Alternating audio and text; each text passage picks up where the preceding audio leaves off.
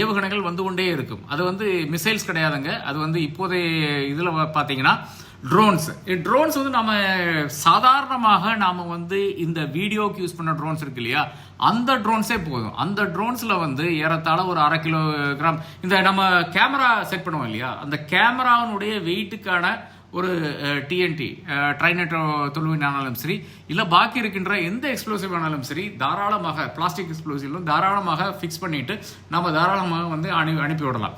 அப்போ அதுதான் இன்னொரு கட்டத்தில் வந்து பாகிஸ்தான் செய்யக்கூடிய ஒரு விஷயமா இருக்கும். அது நம்ம அனைவரும் வந்து கவனமாக இருக்க வேண்டும். நீங்கள் வந்து குறிப்பாக இந்த மாதிரியான ராஜஸ்தான்லேயோ இல்லை குஜராத்லேயோ இல்லை என்றால் பஞ்சாப்லேயோ ஹிமாச்சல் பிரதேஷ்லேயோ இல்லை காஷ்மீர்லேயோ வருதீங்கன்னா நிச்சயமாக நீங்கள் இதை வந்து மிக மிக கவனமாக இருக்க வேண்டும். உங்க வீட்டுக்கு அருகில் வந்து இந்த மாதிரி ஒரு ட்ரோன் வந்ததானால், அதாவது ஒரு கல்யாணமானாலும் சரி என்னவானாலும் சரி, முதல் கட்டமாக நீங்க சொல்ல வேண்டிய விஷயம் என்னவென்றால், இந்த மாதிரியான ட்ரோன் வந்து அங்க யூஸ் பண்ணக்கூடாது. இப்போதைக்கு அட்லீஸ்ட் ஒரு 2 நாளைக்கு வந்து தயவு செய்து ட்ரோனை யூஸ் பண்ணாதீங்க.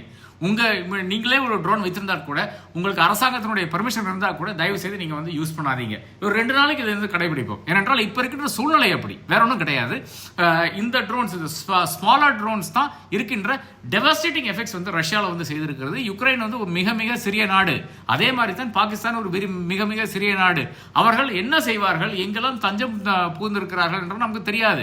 இப்போ சமீப காலத்தில் நமக்கு தெரிய வந்த ஒரு விஷயம் என்னவது, ஒரு சிஆர்பிஎஃப் ஜவானுடைய மனைவி வந்து பாகிஸ்தானியர் என்று தெரிய வந்தது. அதனால என்னை பொறுத்தவரை அது ஒரு பிரச்சனையாக நான் பார்க்கவில்லை. ஆனால் அவர்களை யார் இயக்குகிறார்கள் என்று நமக்கு தெரியாது இல்லையா, இதுதான் பிரச்சனையா இருக்கு. இயக்குகிறார்கள் என்று நினைத்து விட்டால் ஏதோ பெரிய ஒரு வில்லன் வந்து அங்க உட்கார்ந்து பண்ண வேண்டிய அவசியம் கிடையாது. இந்த லேடியுடைய ஃபேமிலி அங்கேயே பாகிஸ்தான்ல இருக்கிறது. அப்ப அவர்களை வந்து நிச்சயமாக நீங்க எந்த கட்டத்தில் வேணாலும் நீங்க வந்து இன்ஃப்ளூயன்ஸ் பண்ண முடியும். அந்த இன்ஃப்ளூயன்ஸ் தான் பிரச்சனையாக நான் பார்க்கிறேன். அந்த இன்ஃப்ளூயன்ஸை வந்து நாம் எப்படி வந்து முறியடிக்க முடியும், இதுதான் நாம் பார்க்க வேண்டிய விஷயமா இருக்கிறது.